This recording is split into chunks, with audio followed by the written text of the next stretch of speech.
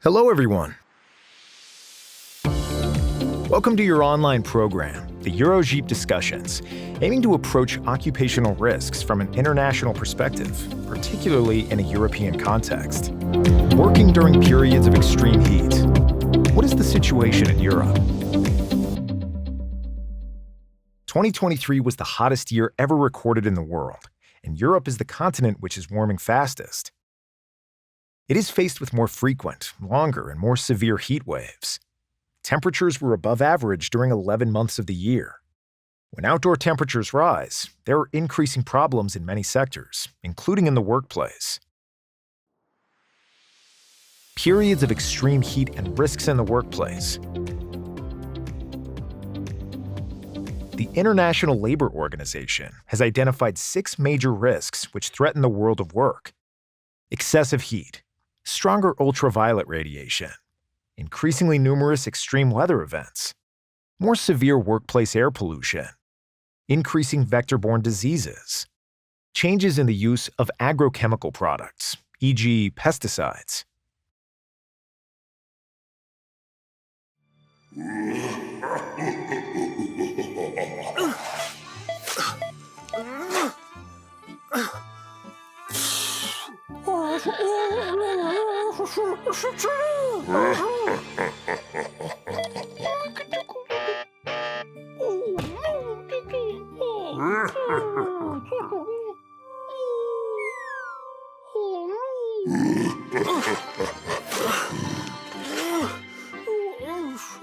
According to the European Trade Union Confederation, since the year 2000, heat-related workplace fatalities have increased by 42% in the EU.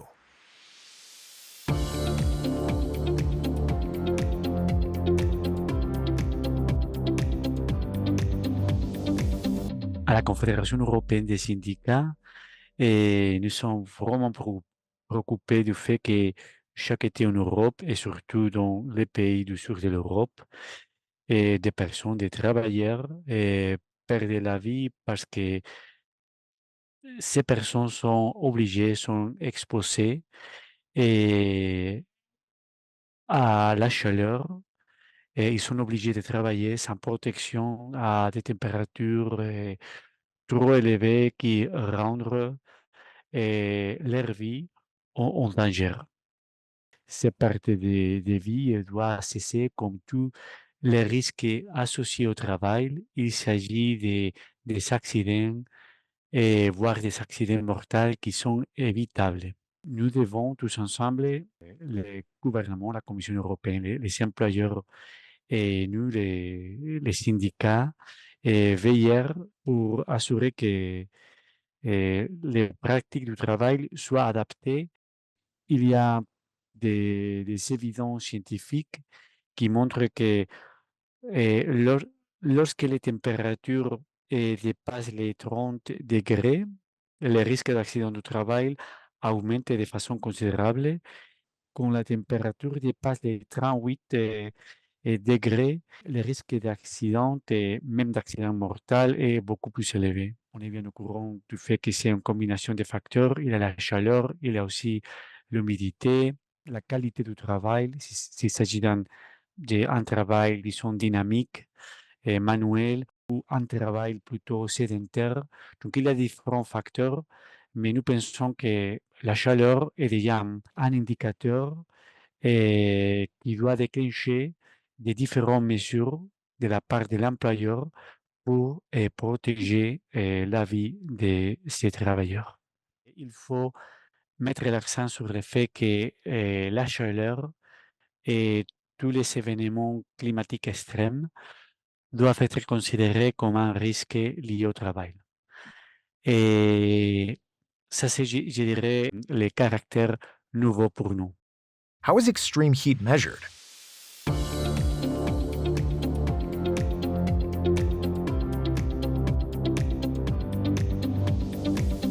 Annarita Piazza is the author of the report on work in extreme heat in 29 countries worldwide, including 15 European countries. La question est complexe car il n'y a pas que la température de l'air qu'il faudrait prendre en compte. Plusieurs facteurs influencent la tolérance à la chaleur, notamment on distingue 3 types de facteurs. Tout d'abord, les facteurs environnementaux.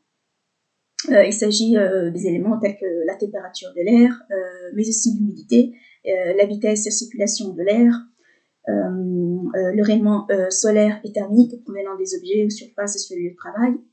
Ensuite, on a des facteurs liés aux conditions de travail, notamment la charge de travail, la durée d'exposition à la chaleur, le type d'équipement de protection individuelle aux vêtements portés, l'acclimatation des travailleurs au travail par forte chaleur. Et enfin, on a des facteurs plus personnels. On est tous différents en termes de conditions physiques, âge, santé, antécédents médicaux qui nous rendent plus ou moins vulnérables.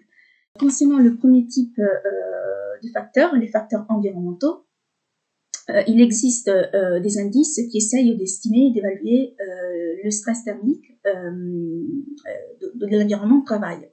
On peut citer par exemple le Heat Index utilisé aux États-Unis ou le Humidex au Canada, qui combine de manière différente deux éléments, la température de l'air et l'humidité. Ensuite, on peut surtout citer l'indice WBGT, donc l'indice de température thermomètre globe mouillé. Elle prend en compte 4 éléments, notamment la température de l'air, l'humidité, la vitesse du vent et le rayonnement solaire et thermique. What does the European legislation say?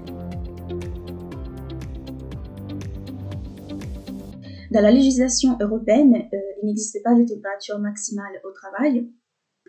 Une référence plus explicite aux températures se trouve dans la directive européenne sur les prescriptions minimales de santé et sécurité pour les lieux de travail. Dans ce texte, il est indiqué que la température dans les locaux de travail doit être adéquate pour l'organisme humain pendant le temps de travail, compte tenu des méthodes de travail appliquées et des contraintes physiques imposées aux travailleurs. Et une formulation similaire se trouve également dans la directive concernant les chantiers temporaires et mobiles. Toutefois, ces formulations restent vagues. Il n'était pas question de fixer des seuils maximaux, notamment concernant les fortes températures au travail.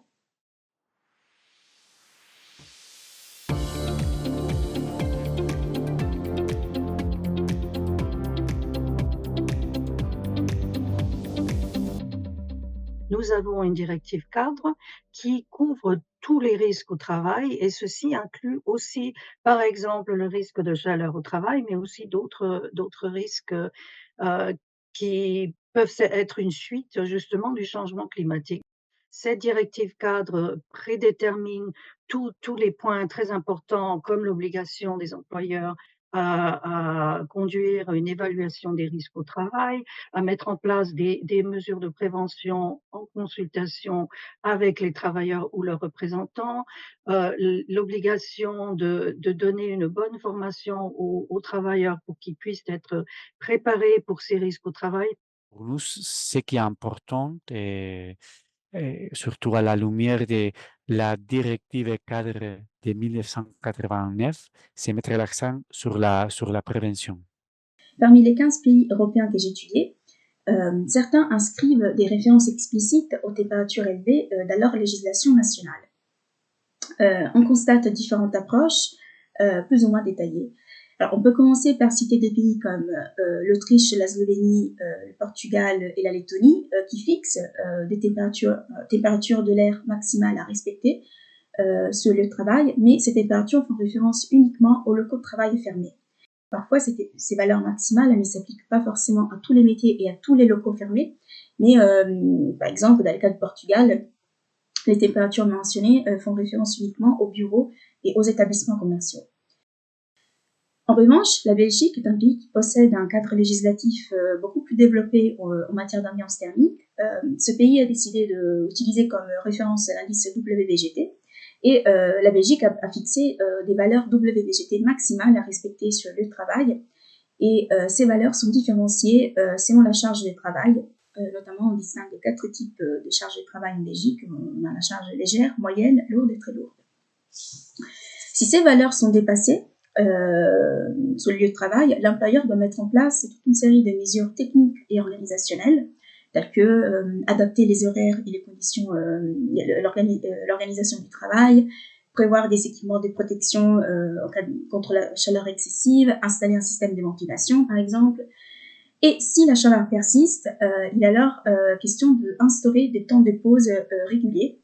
Il peut s'agir de pauses de 15 ou 30 minutes en fonction du stress thermique et de la charge de travail.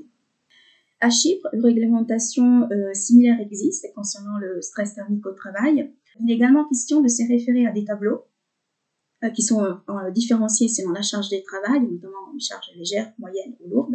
Et chaque tableau combine la température de l'air avec le taux d'humidité.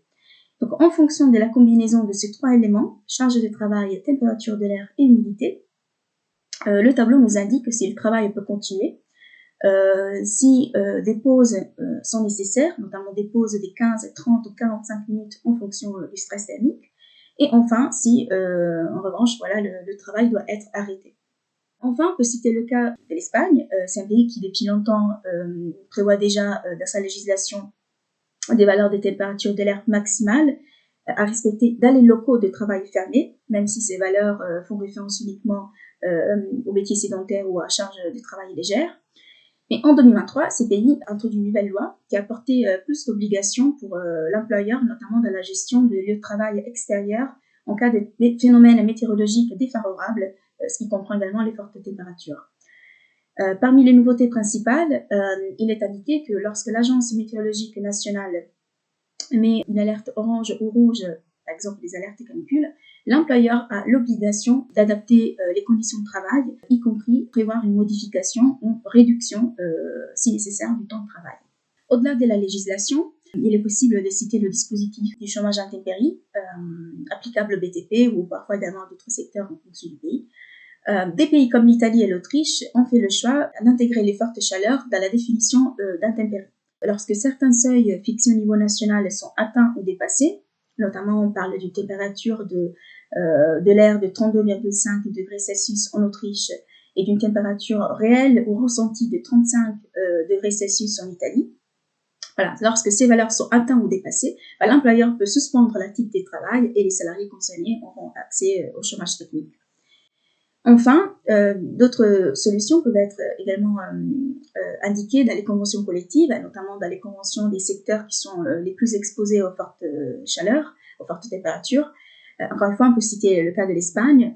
Dans certaines régions, notamment au sud de l'Espagne, dans les accords collectifs locaux dans le domaine du BTP, il est prévu que pendant l'été, les salariés commencent à travailler plus tôt dans la journée pour arrêter le travail au début d'après-midi et de cette manière, les salariés évitent de travailler pendant les heures les plus chaudes de la journée. What concrete measures at the community level? Année 2023, la Commission a présenté un document avec des lignes directrices qui doivent être prises par les employeurs. Ces lignes directrices ont été élaborées par l'Agence européenne pour la sécurité et la santé au travail, qui est basée à Bilbao. Et il s'agit d'un document assez complexe. Donc, on va les mettre dans le centre de notre action syndicale pour protéger les travailleurs contre la chaleur. L'année dernière, pendant la présidence suédoise du Conseil, il y a eu une révision du cadre stratégique et plusieurs sujets ont été abordés, notamment le changement climatique et les effets sur les travailleurs. Dans ce cadre-là, on nous a demandé, à notre agence, de développer justement ces lignes directrices pour la chaleur au travail. Les lignes directrices sont spécifiquement ciblées au lieu de travail, aux employeurs, pour expliquer le cadre législatif, mais pour expliquer aussi quelles peuvent être les conséquences sur la santé des travailleurs de l'exposition à la chaleur et aussi quelles pourraient être les mesures de prévention à prendre en lieu de travail. L'agence est aussi en train de conduire un travail de prospective sur les effets du changement climatique, pour les travailleurs, et qui couvre beaucoup de sujets et notamment l'utilisation de l'énergie éolique, par exemple, ou l'énergie solaire. Et en 2025, l'agence va commencer un grand projet de recherche multiannuel sur les effets pour les travailleurs du changement climatique avec beaucoup de différents champs de travail. Par exemple, les infections au travail, les agents biologiques, l'exposition aux agents biologiques, les événements comme les incendies forestales, etc. Donc, ce sera un projet qui durera plusieurs années et qui compte développer une vue d'ensemble sur ces effets pour pouvoir organiser la prévention dans les lieux de travail. Il faudrait tenir compte du fait que, par exemple, les femmes sont plus vulnérables à la chaleur que les hommes, donc il faut des mesures spécifiques. Mais il y a aussi les jeunes, par exemple, qui peut-être ne sont pas bien préparés pour les vagues de chaleur, qui n'ont jamais entendu parler des mesures à prendre. Il y a aussi les travailleurs qui ont des maladies chroniques, comme par exemple des maladies cardiovasculaires ou par exemple des maladies du rein.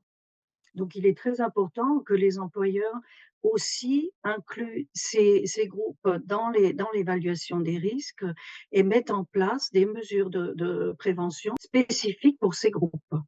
Un point que j'aimerais bien relever, c'est l'importance aussi d'un côté des services de médecine du travail. Donc je parlais tout à l'heure des travailleurs vulnérables, des groupes vulnérables. Là, quand même, l'importance des médecins du travail qui pourraient aider justement à mettre en place des mesures spécifiques pour ces travailleurs et aussi aider un petit peu à regarder, à identifier les risques spécifiques pour ces groupes.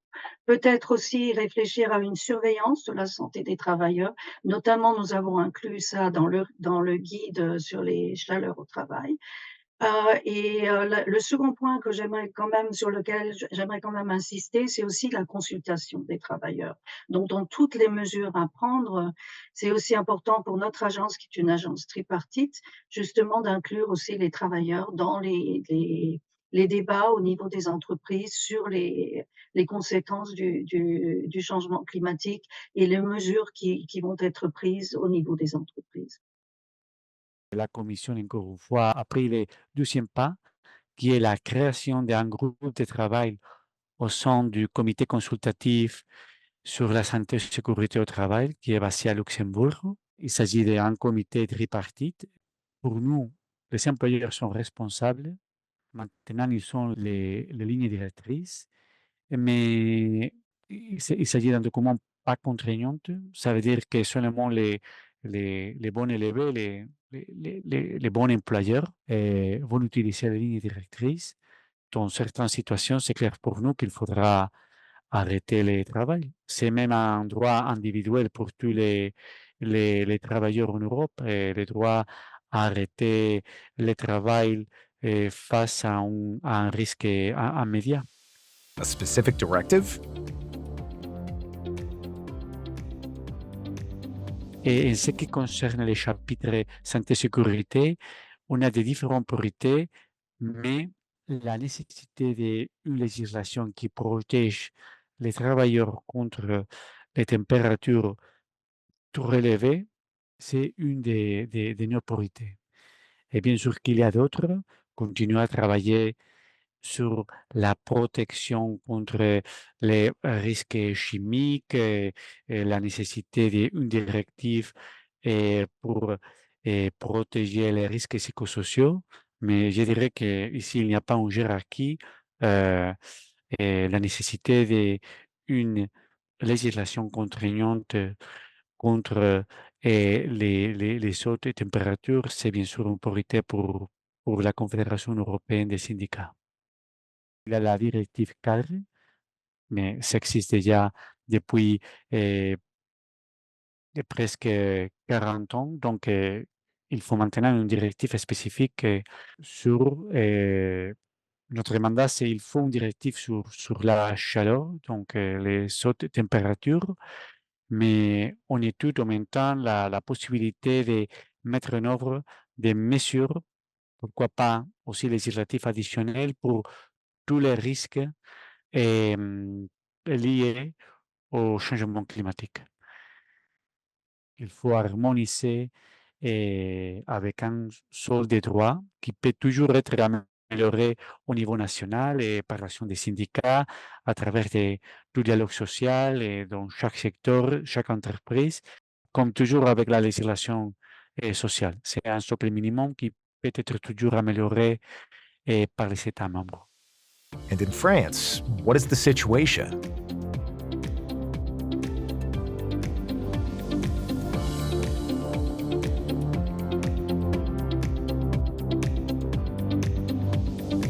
Le Code du travail aujourd'hui prévoit un certain nombre de règles de prévention en cas de forte chaleur, même si ce risque n'est pas forcément mis en exergue de manière extrêmement précise dans le Code du travail, comme ça peut être le cas, par exemple, pour ce qui concerne les vagues de froid. L'employeur doit déjà évaluer le risque qui peut être lié à la chaleur sur certains postes ou certaines activités et prendre les mesures adéquates.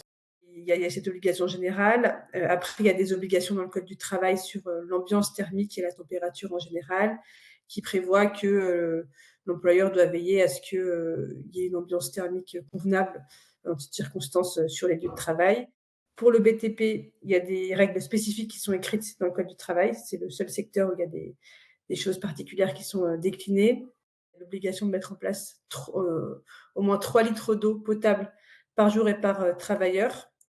Et il y a aussi une obligation de mettre en place un local permettant l'accueil des travailleurs dans des conditions permettant de préserver leur santé et leur sécurité en cas de survenance de conditions climatiques susceptibles d'y porter atteinte. Pour les autres secteurs, on est plus sur des obligations un peu globales et générales, avec quelques précisions, comme je disais, sur l'ambiance thermique, le renouvellement de l'air ou la mise à disposition d'eau potable et fraîche, sans préciser un nombre de litres particuliers qui doivent être mis en place. Ces derniers mois et ces dernières années, il y a une récurrence de plus en plus forte des vagues de chaleur et on a eu des accidents directement liés à la chaleur, même si on n'est pas certain de les identifier tous de manière très précise parce que c'est toujours délicat de faire un lien très direct entre la chaleur et puis le décès au travail. On voit qu'il y a un sujet qui monte et qu'il y a un besoin d'accompagnement à minima des employeurs sur ce sujet, parce qu'il y a beaucoup de ressources qui sont mises à disposition par la DGT, par l'ensemble des partenaires qui ont mis en place des guides et des outils. Et puis, il y a peut-être effectivement une réflexion engagée sur le Code du travail et les obligations de prévention qui sont aujourd'hui mentionnées dans le Code du travail et qui pourraient être un peu précisées, renforcées, pour faire en sorte que les employeurs se mobilisent pleinement en cas de forte chaleur et mieux les orienter dans ces circonstances. L'idée, c'est pas de faire des obligations générales et absolues qui seraient applicables à tous les secteurs, mais de bien toujours prendre en compte la situation donnée, le poste de travail et l'activité de l'entreprise. Il faut qu'on arrive à mieux appréhender la question et qu'on sache exactement dans quel cas une vague de chaleur peut être dangereuse pour un travailleur.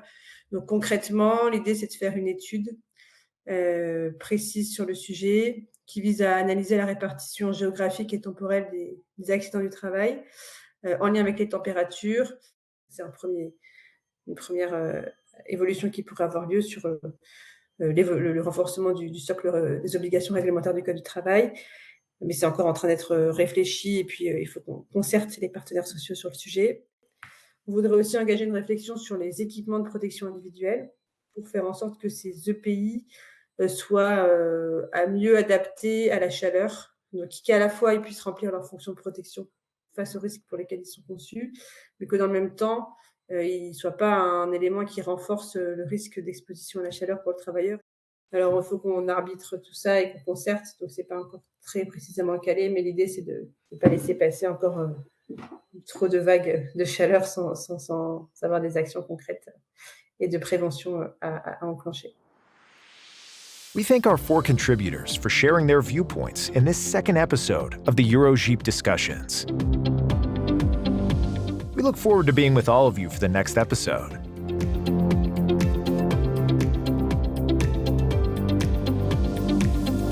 In the meantime, follow us on our website and our social media.